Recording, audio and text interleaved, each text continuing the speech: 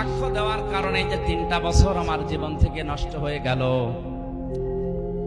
নিচ থেকে উপর পর্যন্ত যারাই জড়িত ছিল এই 3টা বছর, কিন্তু কিয়ামতের ময়দানে আল্লাহর সামনে আমি আপনার কাছে জিজ্ঞাসা করব, ওয়ায়াউমা ইয়াকুমুল আশহাদ, সাক্ষী সেদিন যারা দণ্ডায়মান হবে। দুনিয়ার এই বিভিন্ন সাক্ষীর কারণে আজ অনেকে ধরা খেয়ে যাচ্ছে, সত্য মিথ্যা। কিয়ামতে এরকম দুর্বল সাক্ষী নয়, মানুষের সাক্ষ্য দেওয়া আরম্ভ হবে তার শরীরের অঙ্গ প্রত্যঙ্গ দিয়ে। আজ বাংলাদেশ সহ বিশ্বে হাজার হাজার লক্ষ লক্ষ মিথ্যা সাক্ষী দেওয়ার কারণে নিরপরাধ মানুষগুলো 4 দেওয়ালের মাঝে বন্দী হয়ে আছে। আমার যে মামলা ছিল, আমার বিপক্ষে যারা সাক্ষী দিয়েছে, কোরআনে কারীম আমার পকেটেও আছে, আমি নিজে আল্লাহর দিকে তাকিয়ে বলছি যে মামলা সহ, যে কেস সহ যারা সাক্ষী দিয়েছে 1 থেকে একেবারে শেষ পর্যন্ত টপ টু বটম পুরাটাই অন্যায় মিথ্যা।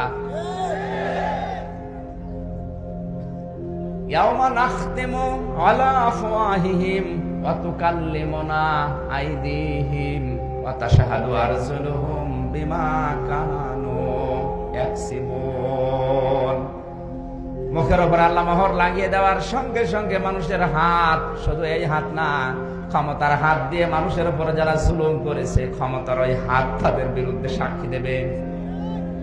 আইনের হাত দিয়ে যারা মানুষের উপরে জুলুম করেছে, আইনের ওই হাত তাদের বিপক্ষে সাক্ষ্য হয়ে দাঁড়াবে। আজ 3.5 হাত বডির এই মানুষের সাক্ষ্যতে এই বাস্তবতায় কোর্ট কাছারিতে, সিএমএম কোর্ট, জজ কোর্ট, হাইকোর্ট, সুপ্রিম কোর্টের দিকে তাকিয়ে দেখেন কিভাবে মানুষ পরেশান হয়ে যাচ্ছে। কিয়ামতে আল্লাহ যখন নিজে দাঁড়াবে, হাকিমের চেয়ারে বসবে, সাক্ষীগণ সাক্ষ্য দেওয়ার জন্য দণ্ডায়মান হবে। আপনার বিরুদ্ধে কত সাক্ষী রেডি হয়ে আছে, কারো কাছে বলা লাগবে না, আপনি নিজেই তার জন্য যথেষ্ট। আমি এই বাস্তবতা এসে যেটা বুঝতে পারছি, হাজারো মানুষের বিরুদ্ধে আজ কত সাক্ষী যে জোগাড় হয়ে আছে, দাঁড়িয়ে আছে। ইয়াউমা ইয়াকুমুল আশহাদ, সাক্ষীগণ যেদিন দাঁড়াবে, দণ্ডায়মান হবে ওই দিন। আল্লাহ আমাদেরকে যেন বাঁচান তার নিজ রহমতে, জোরে বলেন আমিন। ইয়াউমা লা ইয়ানফাউয যালিমিনা মা'যিরাতুহুম, শব্দের দিকে খেয়াল করেন।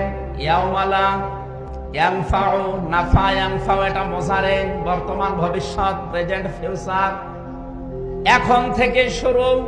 এটা কিয়ামতের ওই বিচারের ময়দান পর্যন্ত চলবে।